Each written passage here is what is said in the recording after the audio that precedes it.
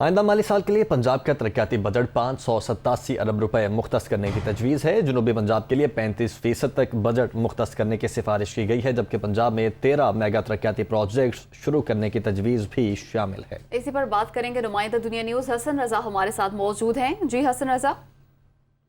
جی بالکل، وزیر اعلیٰ پنجاب حمزہ شہباز شریف کے احکامات کی روشنی میں محکمہ ترقیاتی منصوبہ بندی کی جانب سے جو پہلا مسودہ تیار کیا گیا ہے، اس کے مطابق پنجاب کا ترقیاتی بجٹ 587 ارب روپے مختص کرنے کی تجویز ہے، جس میں جنوبی پنجاب کے لیے 35% تک بجٹ مختص کرنے کی سفارش کی گئی ہے اور پنجاب میں 13 میگا پروجیکٹ جو ہیں وہ شروع کرنے کی تجویز شامل ہے۔